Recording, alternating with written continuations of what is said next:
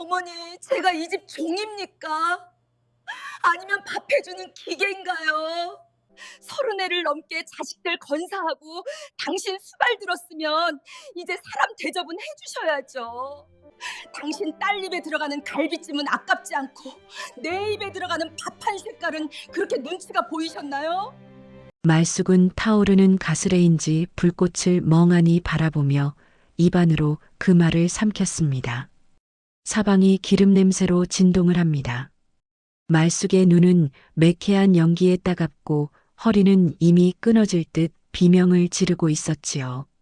이야기 시작하기에 앞서 구독, 좋아요 부탁드립니다. 영상을 제작하는 저에게 큰 힘이 됩니다. 명절이 다가오면 가슴부터 답답해지는 병이 생긴 지도 벌써 30년입니다. 동이 트기도 전에 일어나 시장을 봐오고 무거운 짐을 날랐습니다. 말숙의 손마디는 이미 굵어질 대로 굵어져 반지도 들어가지 않는데 시어머니 박 여사는 거실 소파에 앉아 텔레비전만 보고 있었습니다. 말수가 너는 어째 전을 그렇게 두껍게 붙이니? 우리 미선이는 얇고 바삭한 걸 좋아하는데 내가 성의가 없어서 그래. 갈비 핏물은 제대로 뺐니? 작년엔 누린내가 나서 미선이가 한 입도 못 먹었잖니.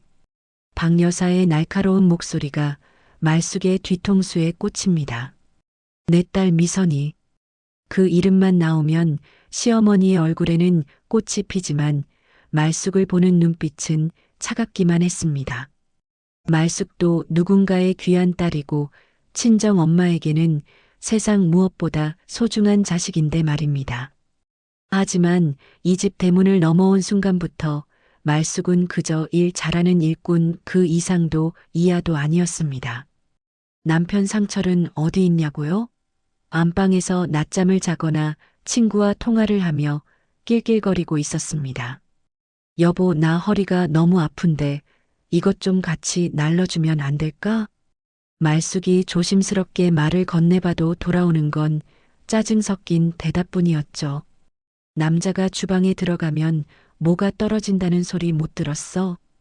어머니 계시는데 당신이 알아서 좀 해. 명절인데 기분 잡치게 왜 그래 정말. 그 말에 말숙의 가슴이 덜컥 내려앉았습니다.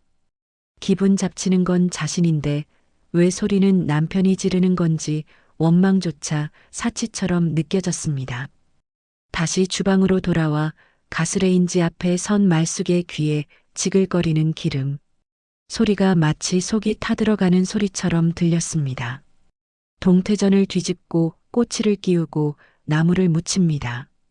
손끝은 아리고 다리는 부어올라 코끼리 다리가 다 되었습니다. 그때 현관문이 열리며 요란한 목소리가 들려왔습니다. 엄마 나왔어. 옳게 나 배고파 죽겠어. 신우이 미선이었습니다. 양손 가득 제 옷 보따리만 들고 빈손으로 들이닥친 그녀는 거실에 짐을 팽개치며 소파에 몸을 던집니다. 박 여사는 버선발로 뛰어나가 딸을 반깁니다. 아이고, 내 새끼 오느라 고생했다. 말수가 뭐하니? 미선이 배고프다는데 얼른 비빔국수라도 한 그릇 말아와라. 방금 전까지 갈비찜이며 전이며 정신없던 주방으로 말숙을 다시 몰아넣습니다. 미선이는 손 하나 까딱하지 않고 말숙의 손등을 훑어보더군요. 올케는 일복이 타고났나 봐. 어쩜 그렇게 쉬지도 않고 잘해? 나는 조금만 서 있어도 현기증이 나서 못하겠던데. 호호.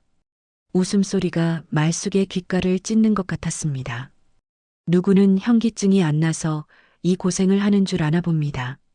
국수를 삶아내놓고 다시 전을 부치기 시작했습니다. 어느덧 해는 저물고 명절 전날의 공기는 차갑게 식어갔습니다. 식구들이 둘러앉아 말숙이 만든 음식을 먹으며 웃고 떠드는 동안 말숙은 구석에서 남은 설거지를 했습니다. 허기를 달래려 식은 전 한 점을 입에 넣으려는데 박 여사의 호통이 들립니다. 식구들 다 먹지도 않았는데 어디서 입을 먼저 대니? 어른들 수저 놓으면 그때 먹어라. 배울 만큼 배운 애가 왜 그렇게 근본 없이 구니? 근본. 그 단어가 말숙의 심장을 난도질했습니다. 30년을 종처럼 살았어도 여전히 말숙은 이 집의 이방인이었고 근본 없는 며느리였습니다. 눈물이 왈칵 쏟아질 것 같아 말숙은 고개를 숙였습니다. 싱크대 물소리에 울음소리를 숨겨보려 애썼습니다. 그때였습니다. 식탁 위에 두었던 말숙의 휴대폰이 요란하게 울리기 시작했습니다. 친정 남동생의 이름이 화면에 떠올랐습니다. 가슴이 철렁 내려앉으며 불길한 예감이 스쳐 지나갔습니다. 누나 큰일 났어. 빨리 이쪽으로 좀 와봐야겠어. 남동생의 다급한 목소리가 수화기 너머로 들려왔습니다.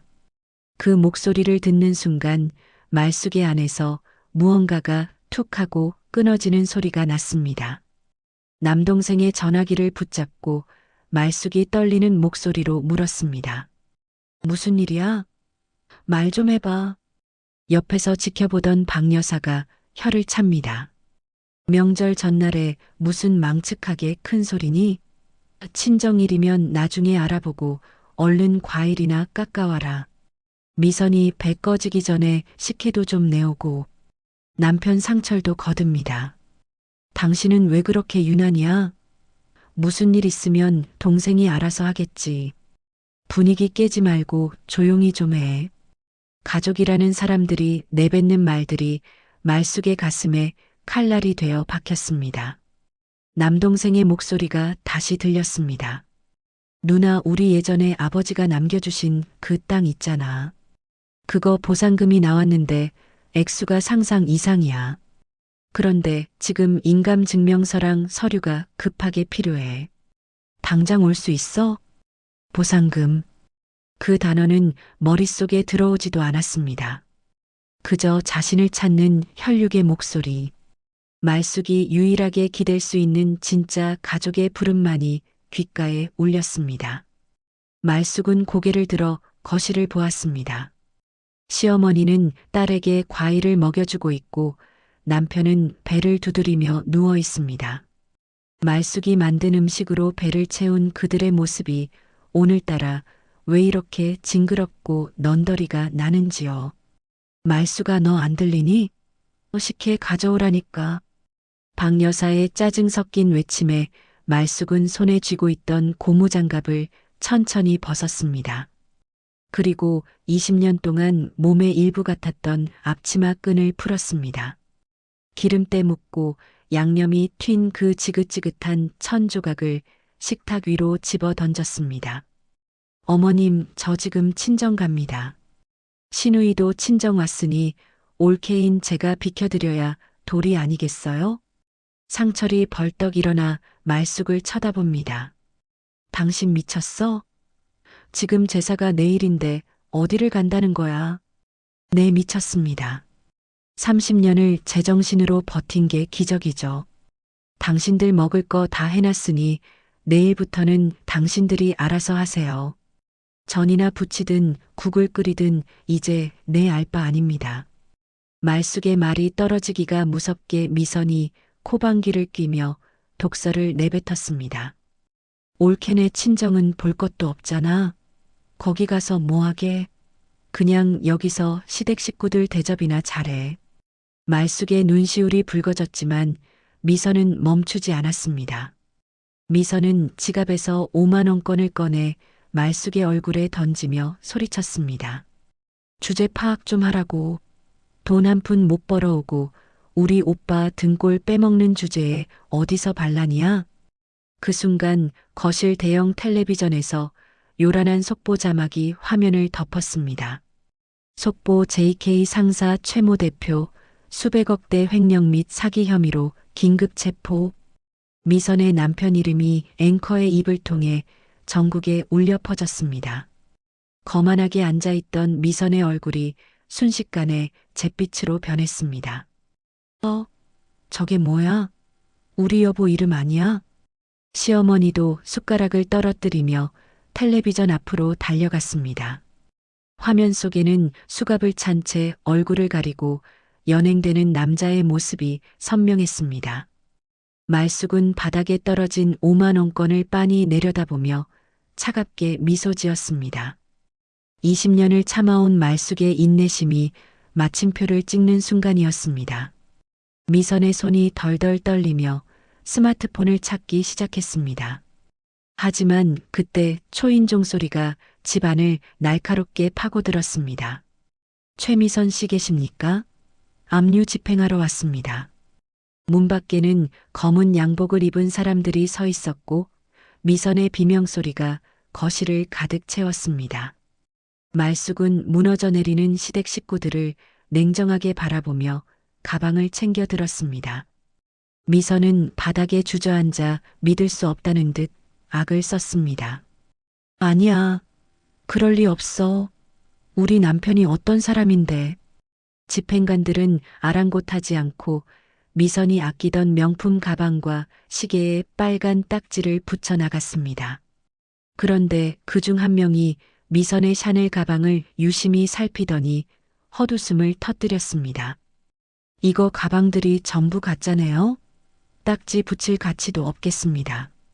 그 말에 시어머니와 상철의 시선이 미선에게 꽂혔습니다. 강남 사모님이라며 온갖 유세를 떨던 미선의 삶이 통째로 부정당하는 순간이었습니다. 말숙은 현관문을 열고 나가며 뒤도 돌아보지 않고 한마디를 남겼습니다. 형님, 그 가방처럼 형님 인생도 참 가짜였네요.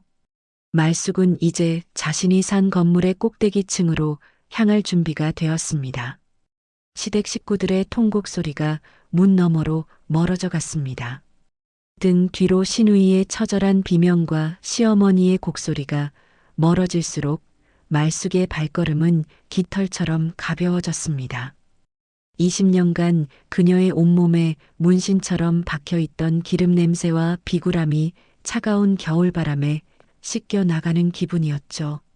말숙은 현관으로 걸어가 외투를 집어들었습니다.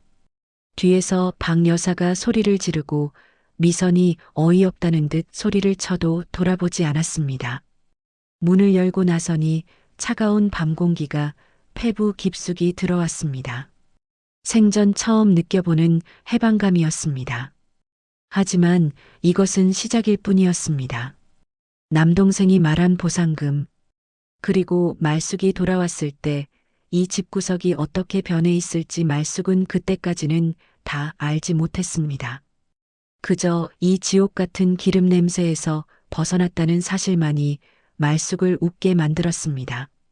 현관문이 쾅 소리를 내며 닫히자 거실에는 기괴한 정적이 흘렀습니다. 말숙이 던져두고 간 앞치마는 식탁 위에서 마치 허물처럼 볼품없이 널브러져 있었지요. 박 여사는 믿기지 않는다는 듯 문을 뚫어지게 쳐다보다가 이내 가슴을 쥐어뜯으며 비명을 질렀습니다. 저게 진짜 미쳤구나. 상철아, 너 안 쫓아가고 뭐해? 어디 시어머니 말을 무시하고 발랑 까져서 친정을 가. 상철은 멍하니 서서 제 번호만 눌러댔습니다. 하지만 돌아오는 건 차가운 기계음 뿐이었지요. 그 시각 말숙은 이미 휴대폰 전원을 끄고 어둠 속으로 사라진 뒤였습니다. 말숙은 곧장 도심 한복판에 위치한 대형은행 본점으로 향했습니다. 평소라면 입구조차 머뭇거렸을 그녀였지만 오늘은 달랐습니다. 은행 직원의 정중한 안내를 받으며 들어선 VIP 상담실 소파는 생경할 정도로 안락했습니다. 상담원이 내민 태블릿 PC 화면에는 말숙의 이름 석자와 함께 경이로운 숫자들이 찍혀 있었습니다. 30억 5천만 원. 친정아버지가 돌아가시며 남겨주신 경기도 변두리에 쓸모없던 땅이 신도시 개발 구역에 포함되면서 그녀에게 안겨준 기적이었습니다. 말숙은 떨리는 손을 숨기며 차분하게 물었습니다. 건물 매입 잔금 처리는 다 끝났나요? 상담원은 허리를 숙이며 공손하게 대답했습니다. 네, 고객님 요청하신 대로 강남 인근 4층 빌딩의 모든 대금 납부가 오늘 오전부로 완료되었습니다. 말숙은 비로소 실감이 났습니다. 신우이 미선이 그토록 자랑하던 강남 아파트 서너 채는 우습게 살 수 있는 진짜 건물주가 된 것입니다.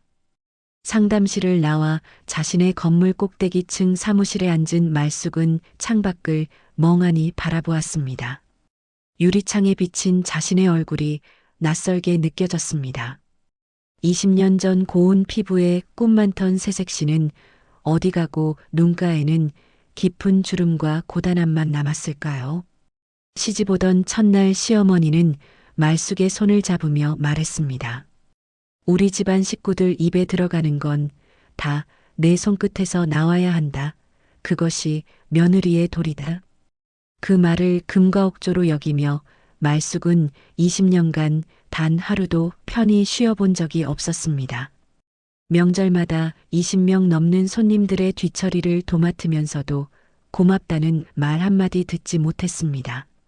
오히려 신우이 미선은 말숙이 정성껏 차린 상을 보며 젓가락을 툭 던지곤 했습니다. 옳게 가니 왜 이래? 이래서 수준 차이 나는 집안이랑은 섞이면 안 된다니까. 그럴 때마다 말숙은 주방 구석에서 남은 찬밥에 물을 말아 넘기며 눈물을 삼켰습니다.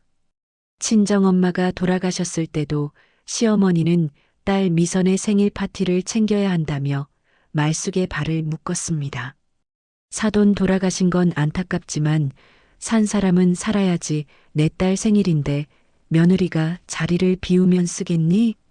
그때 차갑게 식어버린 엄마의 손을 끝내 잡아주지 못했던 기억이 말숙의 가슴을 난도질했습니다. 남편 상철 또한 말숙의 편이 되어준 적이 단 한 번도 없었습니다. 당신이 좀 참아. 우리 엄마랑 누나가 원래 좀 직설적이잖아. 가족인데 이해 못해? 가족이라는 이름의 굴레는 오직 말숙에게만 적용되는 가시 면류관이었습니다. 말숙은 책상 위에 놓인 등기부 등본을 손으로 가만히 쓸어내렸습니다. 이 종이 한 장을 얻기 위해 바친 20년의 세월이 너무나 아쉽고 서러워 통곡이 터져 나왔습니다. 왜 진작 도망치지 못했을까? 왜 바보같이 그 모진 소리를 다 듣고만 있었을까? 하지만 이제 후회는 사치라는 것을 말숙은 잘 알고 있었습니다. 그녀는 눈물을 닦아내고 가방에서 이혼 서류를 꺼내 책상 한가운데 놓았습니다. 20년 전에 남말숙은 죽었고 오늘 이 건물의 주인인 남말숙으로 다시 태어났음을 선언하는 의식이었습니다. 창밖으로 어둠이 내리고 있었고 시댁주택이 경매에 붙여진다는 공고가 인터넷 화면을 채웠습니다. 말숙은 옆에 서 있던 변호사에게 짧고 단호하게 지시했습니다. 최상철 씨 명의의 저 단독주택 무슨 수를 써서라도 제가 낙찰받게 하세요. 그 집 기둥 하나, 문고리 하나에도 내 피눈물이 섞여 있으니 다른 누구에게도 줄 수 없습니다. 복수의 톱니바퀴가 소리 없이 맞물려 돌아가기 시작했습니다. 말숙은 다시 전원을 켠 휴대폰에 가득 쌓인 시어머니의 부재중 전화와 문자를 확인했습니다. 얘야, 내가 미안했다. 일단 집으로 좀 와서 이 난리 좀 막아다오. 너밖에 없다. 필요할 때만 찾는 그 가식적인 사과가 말숙의 심장을 더욱 차갑게 얼어붙게 만들었습니다. 말숙은 감정 없는 손가락으로 짧은 답장을 보냈습니다. 어머니, 저는 이제 그 집으로 안 갑니다. 곧 제 대리인이 찾아갈 테니 그때 뵙죠. 다음 날 아침 말숙은 고급 세단을 타고 시댁 골목 어귀에 멈춰 섰습니다. 대문 앞에는 짐가방 몇 개가 어지럽게 놓여 있었고 미선은 초췌한 모습으로 대문 앞에 서 있었습니다. 강남 사모님이라 유세 떨던 미선의 얼굴은 하룻밤 사이에 10년은 늙어 보였습니다. 그녀의 앞에는 말숙이 보낸 변호사와 비서가 무표정하게 압류 서류를 들고 서 있었습니다. 말숙은 차창을 내리고 그 광경을 조용히 지켜보았습니다. 20년간 자신을 식모 취급하던 그 오만한 눈들이 이제는 비참함에 젖어 파르르 떨리고 있었습니다. 시어머니가 말숙을 발견하고는 절뚝거리며 차를 향해 필사적으로 달려왔습니다. 말숙아, 너 왔구나. 그래, 이분들 좀 말려봐라. 이게 대체 무슨 일이냐? 어머니, 이 집 주인 바뀌었습니다. 제가 샀거든요. 시어머니의 입이 떡 벌어지고 미선의 울음소리가 거짓말처럼 뚝 그쳤습니다. 말숙은 이제야 비로소 지난 20년의 세월이 보상받기 시작했음을 느꼈습니다. 어머니, 이 집 주인 바뀌었습니다. 제가 샀거든요. 말숙의 입에서 터져나온 말은 시어머니의 고막을 찢는 천둥 소리 같았습니다. 시어머니는 잡고 있던 자동차 문 손잡이를 놓치며 바닥으로 주저앉았습니다. 내가 샀다니? 그게 무슨 해괴망측한 소리냐? 내가 무슨 돈이 있다고 이 집을 사? 옆에서 너클 놓고 있던 신우이 미선도 얼굴이 시뻘개져서 달려들었습니다. 옳게, 지금 우리 놀려? 경찰에 붙잡혀간 우리 남편 보니까 우리가 아주 우습지? 어디서 이런질 나쁜 농담을 해? 미선은 여전히 말숙을 제 발밑에 굴러다니는 돌멩이보다 못하게 여기는 눈빛이었습니다. 말숙은 선글라스를 천천히 벗으며 미선의 눈을 똑바로 꿰뚫어 보았습니다. 형님, 아니 최미선 씨. 아직도 상황 파악이 안 되나 본데 어제 그쪽 남편 구속되면서 이 집 담보대출 이자 밀린 것까지 한꺼번에 터졌어요. 경매 넘어가기 직전에 내가 채권 사들여서 소유권 이전 마쳤습니다. 말숙은 가방에서 등기부 등본 복사본을 꺼내 미선의 가슴팍에 툭 던졌습니다. 어제 미선이 말숙에게 기름 냄새 배는 코트를 던졌던 그 오만한 손짓 그대로였습니다.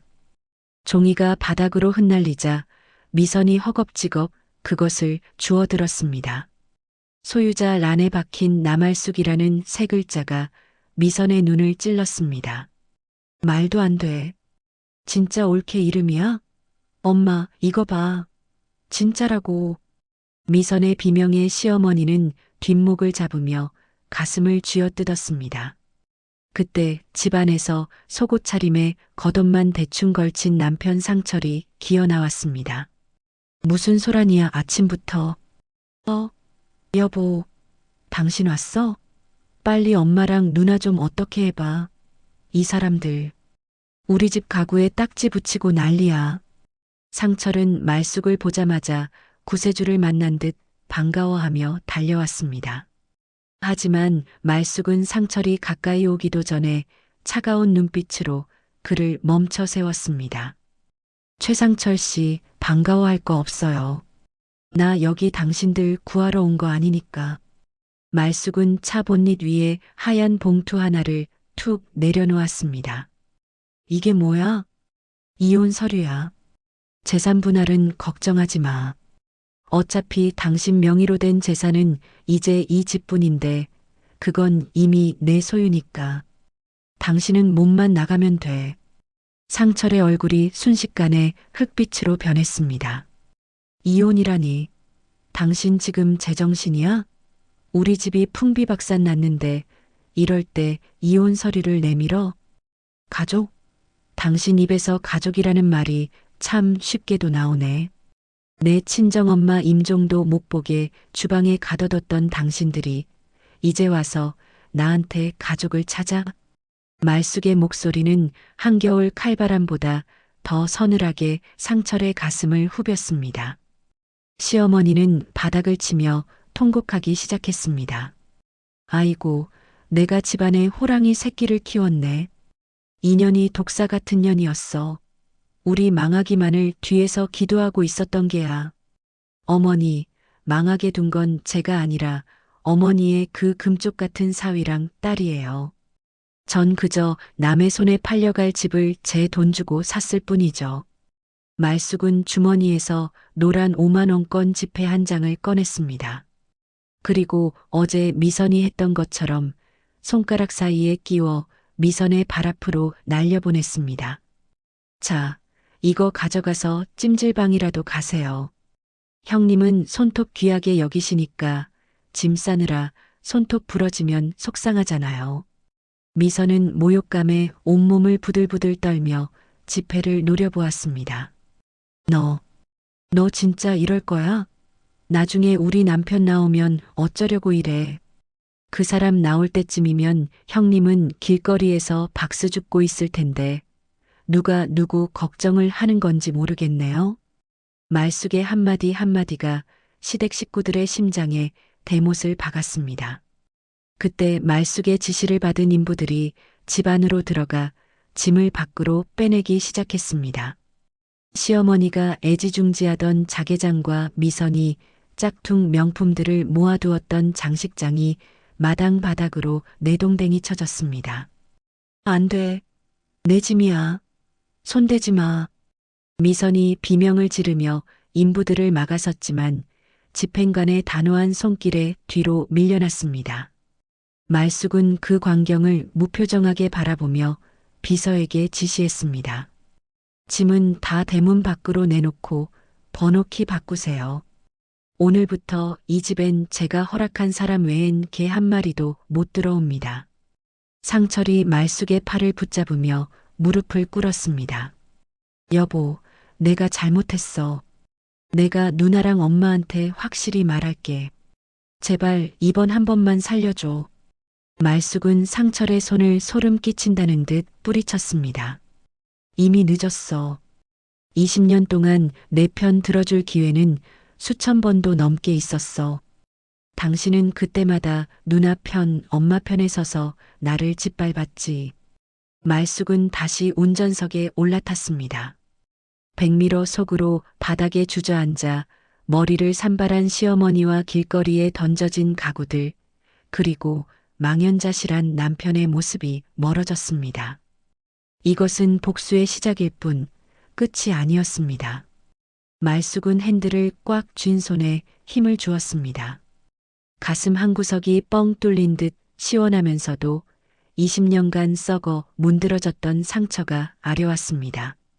하지만 이제 눈물은 흘리지 않을 것입니다. 그녀는 차를 몰아 자신이 새로 산 빌딩으로 향했습니다.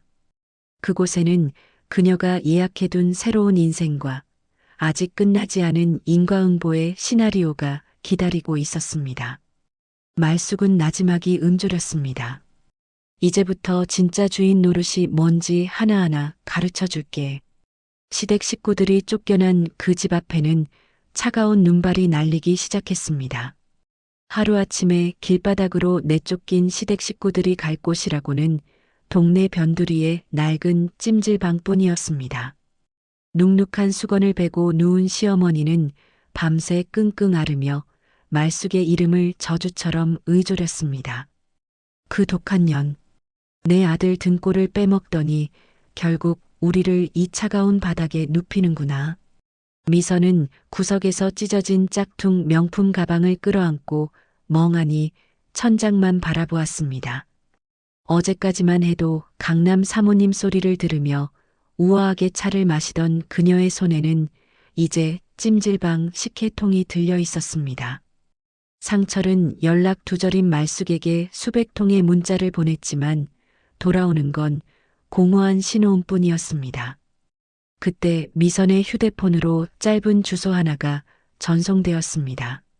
말숙이 보낸 메시지였습니다. 할 말 있으면 이 주소로 찾아오세요. 세 사람은 지푸라기라도 잡는 심정으로 택시비를 아껴가며 그 주소지로 달려갔습니다. 이게 뭐야? 개밥도 이것보단 낫겠다. 옳게, 지금 이걸 먹으라고 차린 거야? 말숙은 과거 미선이 명절마다 자신에게 던졌던 그 독서를 그대로 내뱉었습니다. 눈앞에는 땀과 떼꾸정물로 범벅이 된 시누이 미선과 시어머니, 그리고 남편 상철이 서 있었습니다. 그들은 말숙이 예약한 고급 한정식 도시락이 펼쳐진 사무실 테이블 앞에서 침을 삼키며 서 있었습니다. 말숙은 젓가락으로 잡채 한 줄기를 집어 올리더니 그대로 미선의 발등 위에 툭 떨어뜨렸습니다. 어머, 미안해요, 형님. 간이 너무 안 맞아서 나도 모르게 손이 미끄러졌네. 미선은 부르르 떨리는 손을 꽉 쥐었지만 당장 오늘 밤 잘 곳이 없는 처지라 대들지도 못했습니다. 말숙은 의자에 깊숙이 몸을 묻으며 차갑게 웃었습니다. 형님, 기억나세요? 3년 전 설날에 내가 끓인 떡국 맛없다고 싱크대에 그대로 부어버렸던 거? 미선의 눈동자가 공포로 흔들리기 시작했습니다. 그건 내가 입맛이 예민해서 그랬던 거지. 올게. 예민한 입맛만큼 손도 예민하시겠죠? 자, 그럼 이제 주제 파악 좀 해볼까요? 말숙은 가방에서 미리 준비해둔 분홍색 고무장갑과 낡은 칫솔 하나를 꺼내 테이블 위에 올렸습니다. 이 건물 화장실 타일 사이사이에 낀 곰팡이, 형님이 그 예민한 손으로 직접 다 제거하세요. 시어머니가 참다 못해 비명을 지르며 달려들었습니다. 말숙이 2년. 아무리 내가 돈벼락을 맞았어도 그렇지. 내 형님한테 변기 청소를 시켜? 천벌을 받으련. 말숙은 눈 하나 깜짝하지 않고 시어머니를 밀쳐냈습니다. 어머니, 천벌은 남의 귀한 딸 데려다가 20년 동안 종 부리듯 한 사람들이 받는 거예요. 하기 싫으면 당장 나가세요. 저기 밑에 빚쟁이들이 어머니랑 형님 찾으려고 눈에 불을 켜고 기다리던데. 그 말에 시어머니의 기세가 순식간에 꺾였습니다. 상철이 말숙의 무릎을 붙잡으며 애걸복걸했습니다. 여보, 제발. 나 주차장 관리라도 할게. 우리 길바닥에서 굶어 죽게 둘 거야? 말숙은 상철의 손을 구두굽으로 짓밟으며 속삭였습니다. 당신은 주차장 관리도 아까워. 건물 외벽에 붙은 불법 전단지 손톱으로 다 긁어내. 당신 누나가 그랬잖아. 물 한 방울 묻히면 안 되는 고귀한 손이라고. 그럼 손톱으로라도 밥값은 해야지. 미선은 수치심에 얼굴이 시커멓게 죽어갔지만 말숙이 내민 근로계약서에 지장을 찍을 수밖에 없었습니다. 말숙은 지장이 찍히자마자 미선의 목에 청소 담당이라고 적힌 커다란 명찰을 걸어주었습니다. 자, 이제 시작해요. 형님은 10층부터 1층까지 화장실 다 닦으세요. 내가 직접 검사해서 먼지 하나라도 나오면 어제 받은 그 5만 원 회수할 거니까. 말숙은 사무실 CCTV 화면을 띄워 미선이 화장실 바닥에 무릎을 꿇고 칫솔질을 시작하는 모습을 지켜보았습니다. 20년간 말숙이 주방 바닥을 기며 닦았던 그 세월이 주마등처럼 스쳐 지나갔습니다. 말숙은 비서에게 전화의 나지막이 명령했습니다. 최미선 씨가 청소하는 화장실 앞에 청소 중 출입 금지 표지판 치우세요. 사람들이 다 보게. 가짜 명품으로 온몸을 감싸고 강남 사모님 행세를 하던 미선이 이제는 낯선 이들의 소변 자국을 닦으며 굴욕을 씹어 삼키고 있었습니다. 말숙은 와인 잔을 들어 올리며 중얼거렸습니다. 형님, 손톱 부러지지 않게 조심해요. 이제 그 손으로 평생 걸레만 잡아야 할 테니까. 화면 속 미선은 화장실 거울에 비친 자신의 초라한 모습에 결국 참았던 울음을 터뜨렸습니다. 하지만 말숙의 눈에는 그 눈물이 악어의 눈물보다 더 가증스럽게 보일 뿐이었습니다. 말숙은 다시 의자를 돌려 창밖의 화려한 도시를 내려다보았습니다. 이게 바로 당신들이 나에게 가르쳐준 주제 파악이라는 거야. 이제 건물 안에는 신우이의 처절한 칫솔질 소리만이 울려 퍼지기 시작했습니다. 말숙은 사무실 모니터 너머로 보이는 분홍색 고무장갑을 낀 미선의 손을 가만히 응시했습니다. 그 손은 한때 말숙의 가슴을 후벼 파던 오만한 손이었습니다. 10년 전 친정아버지가 돌아가시고 말숙이 상복을 채벗기도 전이었죠. 미선은 상주였던 말숙의 손을 보며 눈살을 찌푸렸습니다. 옳게 상 치르느라 고생한 건 알겠는데 그 지저분한 손으로 우리 애들 간식 만들지 마. 옮을까봐 겁난다. 말숙은 그때 자신의 거친 손마디가 부끄러워 싱크대 밑으로 손을 감췄던 기억이 떠올랐습니다. 하지만 지금 그 고귀했던 미선의 손은 변기 구석구석을 칫솔로 문지르며 떨고 있었습니다. 화장실 안으로 미선이 그토록 피하고 싶어 했던 강남 사모님 모임 멤버들이 들어왔습니다. 예, 미선 소식 들었니? 남편 구속되고 집까지 경매 넘어가서 어디 섬이라도 들어갔나 봐. 어머, 꼴 좋다. 맨날 짝퉁 들고 와서 진품인 척 유세 떨더니 그 집 며느리는 로또 맞아서 건물 샀다며? 인생 참 모르는 거야. 칸막이 안에서 숨을 죽이고 있던 미선의 눈등이 경련하듯 떨렸습니다. 말숙은 인터폰을 눌러 비서에게 차갑게 명령했습니다. 지금 화장실 칸막이 안에 있는 청소부 당장 불러내서 손님들 보는 앞에서 바닥 닦으라고 하세요. 청소 상태가 불량하다고 소리도 좀 지르시고요. 잠시 후 비서의 고함에 미선이 사들짝 놀라며 칸막이 문을 열고 기어 나왔습니다. 머리는 헝클어지고 앞치마에는 락스물이 튀어 얼룩덜룩한 초라한 모습이었습니다. 어머, 예, 최미선. 너 여기서 뭐하니? 지인들의 경악 섞인 목소리에 미선은 얼굴을 가리려 애썼지만 이미 늦었습니다. 미선은 20년 전 명절에 말숙을 불러내 지인들 앞에서 음식을 나르게 하며 했던 말을 떠올렸을까요? 우리 올케가 손재주는 좋아. 공부는 못했어도 이런 잡일 시키기엔 딱이라니까. 당시 말숙을 공부 못한 식모 취급하며 비웃던 미선의 목소리가 사무실 스피커를 타고 환청처럼 들리는 듯 했습니다. 말숙은 천천히 화장실로 내려가 미선의 어깨 위에 손을 올렸습니다. 무슨 일들인가요? 아, 우리 건물 청소부가 일을 제대로 안 해서 손님들께 신뢰를 범했군요. 말숙의 등장에 지인들이 입을 다물지 못했습니다. 어머, 나 회장님. 아니, 나 건물주님. 이 사람이 정말 여기서 일하는 청소부 맞아요? 말숙은 생긋 웃으며 미선의 헝클어진 머리카락을 만져주었습니다. 네, 최미선 씨라고 우리 건물에서 가장 더러운 곳만 골라 닦아주시는 아주 성실한 분이세요. 형님, 손님들 가시는데 인사 안 하고 뭐해요? 예전에 저한테 가르치셨잖아요. 아랫사람은 예의가 발라야 한다고. 미선은 피가 거꾸로 솟는 기분이었지만 말숙의 눈빛에 서린 살기를 읽고는 허리를 구부정하게 숙였습니다. 안녕히 가세요. 지인들이 비웃음을 흘리며 화장실을 떠나자 미선은 바닥에 주저앉아 통곡했습니다. 나말숙, 너 진짜 사람을 이렇게까지 죽여야겠어? 내가 뭘 그렇게 잘못했다고. 말숙은 미선의 턱을 잡아 강제로 눈을 맞추게 했습니다.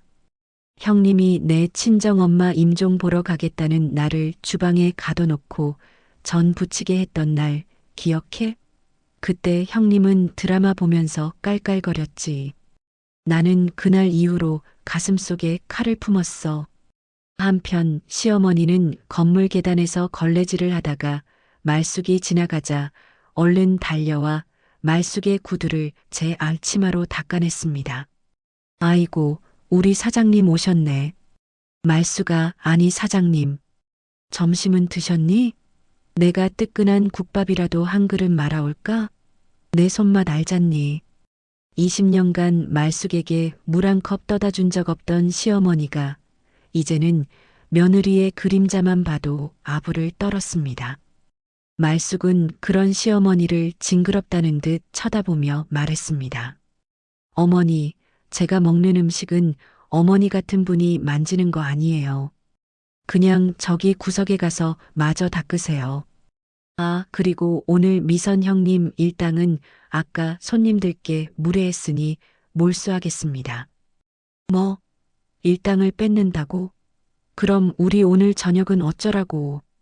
시어머니의 절규에도 말숙은 뒤도 돌아보지 않고 엘리베이터에 올랐습니다.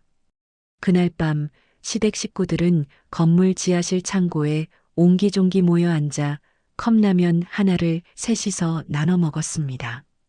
화려했던 강남 사모님 미선은 이제 락스 냄새가 밴 제 손을 보며 멍하니 중얼거렸습니다.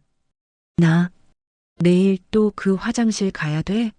나 그냥 죽어버릴까? 그때 지하실 문이 벌컥 열리며 말숙이 보낸 경비원이 들어왔습니다. 여기 외부인 취식 금지입니다. 당장 치우고 일터로 복귀하세요. 야간 외벽 청소 돌 시간입니다. 미선의 손에서 컵라면 용기가 바닥으로 떨어지며 빨간 국물이 쏟아졌습니다. 말숙은 CCTV로 그 광경을 보며 차갑게 응조렸습니다. 흘린 국물, 혓바닥으로 하자서라도 다 치워. 당신들이 나한테 했던 것처럼.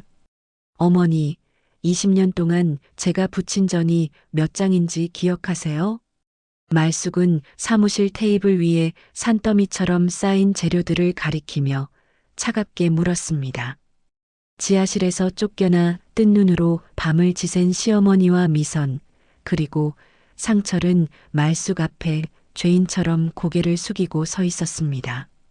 시어머니는 비굴한 미소를 지으며 말숙의 손을 잡으려 했습니다. 말숙아, 내가 다 안다. 내가 그때는 귀신이 씌었나 봐.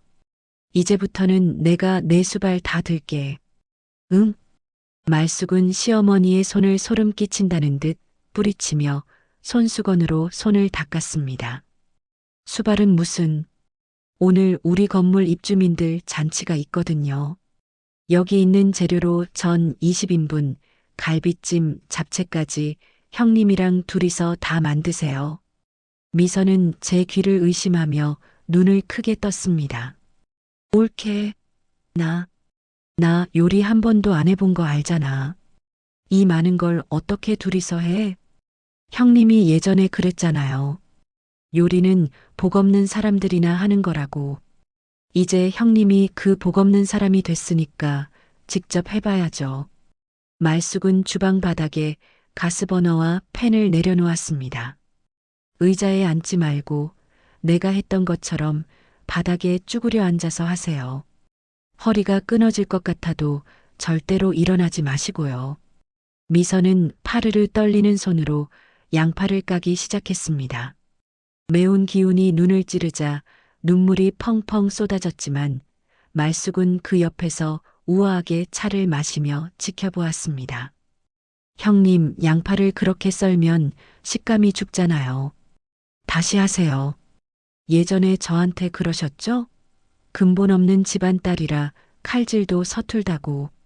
말숙의 한마디 한마디는 미선의 심장에 박히는 송곳이었습니다. 상철은 옆에서 마늘을 까며 말숙의 눈치를 살폈습니다. 여보, 나 손이 너무 매워. 이것 좀 봐. 손가락이 다 부었어. 최상철 씨, 당신 누나는 물 한 방울 안 묻히는 고귀한 손이라면서요? 그럼 당신이라도 거들어야지.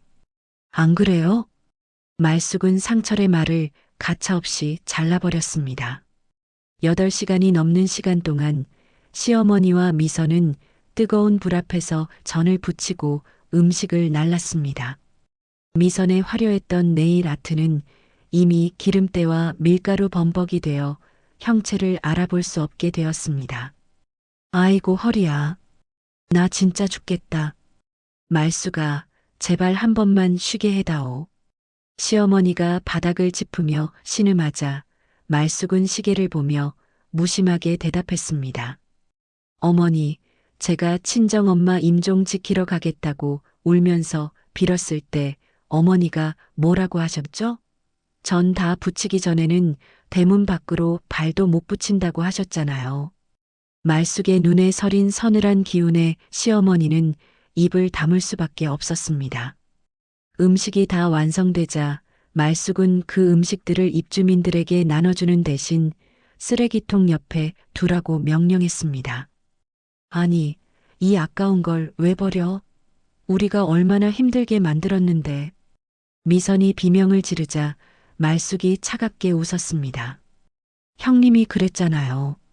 내가 만든 음식은 수준 낮아서 못 먹겠다고. 형님이 만든 것도 딱 그 수준이라 누구 줄 수가 없네요. 그냥 당신들이 다 먹든가 버리든가 하세요. 20년간 공들여 음식을 차려내고도 음식물 쓰레기 취급을 당했던 말숙의 한이 서린 복수였습니다. 미선은 주방 바닥에 주저앉아 기름 섞인 눈물을 흘리며 전을 입에 쑤셔 넣었습니다. 배가 고파서가 아니라 이렇게라도 하지 않으면 말숙이 자신들을 당장 길거리로 내쫓을 것 같았기 때문입니다. 말숙은 그런 그들을 뒤로하고 사무실로 향하며 비서에게 지시했습니다. 내일은 건물 외벽 청소 스케줄 잡으세요. 고소 공포 중 있는 최상철 씨를 맨 위에 배치하시고요. 말숙의 복수는 이제 육체적인 고통을 넘어 영혼을 옥죄는 단계로 진입하고 있었습니다. 사무실로 돌아온 말숙은 책상 위에 놓인 신우이 남편의 추가 기소 소식을 확인했습니다. 형님, 아직 울기엔 일러요. 당신이 그렇게 믿고 의지하던 그 가짜 성벽이 완전히 가루가 될 때까지 난 멈추지 않을 거니까. 말숙은 와인 잔을 흔들며 창밖의 어둠을 응시했습니다. 말숙은 법원에서 날아온 특별한 서류 봉투를 책상 위에 올려두었습니다. 최상철 명의의 단독주택, 즉 말숙이 20년간 식모처럼 살았던 그 집의 소유권이 완전히 남말숙에게 넘어왔음을 알리는 낙찰 확인서였습니다. 말숙은 그 서류를 들고 시댁이었던 이제는 자신의 소유가 된 그 집으로 향했습니다. 대문 앞에는 여전히 시어머니와 미선이 버리지 못한 짐가방 몇 개가 구질구질하게 놓여 있었습니다.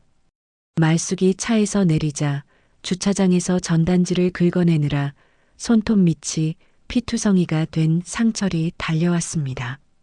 여보, 아니, 나 사장님, 집이 낙찰됐다는데 진짜 당신이 산 거야?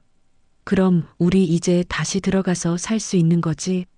상철의 눈에는 신락 같은 희망이 서려 있었지만 말숙은 그 눈을 비웃듯 바라보았습니다. 살 수 있죠. 단 주인인 내 허락이 있어야겠죠? 말숙은 대문을 열고 마당으로 들어섰습니다. 뒤따라 들어온 미선과 시어머니는 자기 집인 양안도의 한숨을 내쉬려 했으나 말숙이 거실 한복판에 낡은 걸레와 양동이를 던지는 소리에 멈칫했습니다. 최미선 씨, 이 집 비워주기 전에 마지막으로 청소 좀 하세요. 20년 동안 내가 닦은 곳들, 형님이 직접 한 번씩은 닦아보고 나가야 공평하지 않겠어요? 미선은 파르르 떨며 소리쳤습니다. 남말숙, 너 진짜 미쳤어? 이 집이 어떤 집인데 우리 보고 청소를 하고 나가래. 어떤 집이긴요? 이제는 내 돈으로 산 내 건물이죠. 주인 명령 안 들을 거면 당장 몸만 나가든가. 말숙의 섯을 퍼런 기세에 시어머니가 미선의 팔을 붙잡았습니다. 닦으라면 닦아. 여기서 쫓겨나면 우리 진짜 갈 데 없다. 미선은 결국 눈물을 쏟으며 무릎을 꿇고 거실 바닥을 기어다니기 시작했습니다. 20년 전 말숙이 임신 초기 입덧으로 어지러워할 때 미선이 발로 바닥을 툭툭 치며 했던 말이 떠올랐습니다. 옳게, 임신이 유세야? 애가 졌다고 집안일 소홀히 하면 못 써. 여기 먼지 있는 거 안 보여? 그때 바닥을 기며 먼지를 닦던 말숙의 눈물이 떨어졌던 그 자리를 이제 미선이 제 눈물로 닦아내고 있었습니다. 말숙은 그 광경을 지켜보며 상철에게 서류 한 장을 내밀었습니다. 이건 구청에서 가져온 이혼 신고 수리 증명서야. 이제 법적으로 우린 아무 관계도 아니니 내 집에서 당장 나가줘. 말숙아, 어떻게 이래? 내가 잘못했다고 빌잖아. 상철이 매달렸지만 말숙은 비서에게 눈짓을 보냈습니다. 비서와 함께 대기하던 건장한 용역 직원들이 미선과 시어머니의 짐가방을 대문 밖으로 사정없이 던져버렸습니다. 안 돼. 내 명품들, 내 가구들. 미선이 비명을 지르며 달려나갔지만 이미 대문은 굳게 닫히고 번호키 소리가 철컥하며 잠겼습니다. 말숙은 닫힌 대문 너머로 들려오는 그들의 통곡 소리를 들으며 마당에 핀 꽃 한 송이를 가만히 바라보았습니다. 20년 만에 처음으로 이 집의 공기가 달콤하게 느껴졌습니다. 말숙은 조용히 움츠렸습니다. 형님, 이제 그 귀한 손톱으로 세상 밑바닥이나 긁으며 사세요. 말숙은 이제 뒤도 돌아보지 않고 자신의 진짜 보금자리인 친정 부모님의 묘소로 향할 준비를 했습니다. 텅 빈 시댁 거실에 홀로 선 말숙의 발치로 오후의 햇살이 길게 드리워졌습니다. 20년간 그녀를 가두었던 감옥 같던 이 집은 이제 차가운 정적만이 감돌고 있었죠. 말숙은 마지막으로 주방 구석을 한번 훑어보고는 미련 없이 대문을 나섰습니다. 그 시각 시어머니와 미선 그리고 상철은 낡은 여인 숙방 한 칸에 모여 앉아 서로를 원망하며 악을 쓰고 있었습니다. 내가 그 잘난 척만 안 했어도 말숙이가 이렇게까지는 안 했다. 이 망하려나. 시어머니가 미선의 머리채를 잡으려 들자 미선은 락스독이 올라 퉁퉁 부은 손으로 제 머리를 감싸며 울부짖었습니다. 내가 뭘. 엄마도 말숙이 구박할 때 같이 웃었잖아. 이제 어쩔 거야. 나 이 손으로 어떻게 살아. 상철은 구석에서 소주병을 들이키며 초점 없는 눈으로 벽만 바라보았습니다. 한때 강남 사모님을 자처하며 올케를 식모 취급하던 미선의 손에는 이제 명품 가방 대신 낡은 청소용 장갑 자국만 선명하게 남았습니다. 그들이 지옥 같은 현실 속에서 서로를 뜯어먹는 동안 말숙은 정성껏 준비한 꽃바구니를 들고 친정 부모님의 묘소를 찾았습니다. 산바람이 말숙의 머리카락을 부드럽게 스치고 지나갔습니다. 아버지, 엄마, 저 왔어요. 너무 늦었죠? 말숙은 묘비 앞에 주저앉아 20년간 참아왔던 울음을 터뜨렸습니다. 엄마의 임종조차 지키지 못했던 그 죄책감이 시어머니의 전 펜 앞에서 흘려보냈던 그 서러움이 눈물이 되어 땅을 적셨습니다. 이제 더는 무릎 꿇고 살지 않을게요. 나말숙으로 당당하게 제 인생 살아갈게요. 한참을 울고 난 말숙의 눈은 그 어느 때보다 맑고 깊었습니다. 그녀는 가방에서 수십억이 찍힌 통장 대신 20년 전 시집 올 때 가져왔던 낡은 일기장을 꺼내 불을 붙였습니다. 타들어가는 종이 위로 며느리의 도린이 참고 살아야 복이 온다니 하던 굴레들이 재가 되어 흩날렸습니다. 말숙은 산을 내려오며 자신의 건물을 향해 차를 몰았습니다. 건물 입구에서 허리를 굽히고 주차장 바닥에 껌을 떼고 있는 상철과 눈이 마주쳤지만 말숙은 더 이상 아무런 감정도 느끼지 않았습니다. 그것은 미움조차 사라진 완전한 남남의 시선이었습니다. 말숙은 깨끗하게 닦인 자신의 사무실 창가에 서서 지는 노을을 바라보았습니다. 손가락 끝에 박혔던 피멍은 어느새 아물고 그 자리에는 새로운 희망이 돋아나고 있었습니다. 누군가의 아내, 누군가의 며느리, 누군가의 올케가 아닌 인간 나말숙으로서의 첫날 밤이 그렇게 깊어가고 있었습니다. 잊었나 싶으면 또 꿈에 나오던 그 지독한 세월들, 이제는 정말 안녕입니다. 말숙은 나지막이 속삭이며 스스로에게 따뜻한 차 한 잔을 건넸습니다. 향긋한 차 향기가 방 안을 가득 채우자 말숙은 비로소 진정한 평온을 맛보았습니다. 여러분이라면 20년의 세월을 어떻게 보상받으셨을까요? 그날 찢어진 마음의 편지는 다시 붙지 않았지만 남겨진 국화 한 송이처럼 제 인생은 이제야 향기를 내기 시작했습니다. 거지된 시누이와 로또 맞은 며느리. 이 기막힌 역전극의 막은 내렸지만 말숙의 진짜 이야기는 지금부터 시작이었습니다. 세상의 모든 말숙이들에게 이 이야기가 작은 위로와 통쾌함이 되었기를 바랍니다.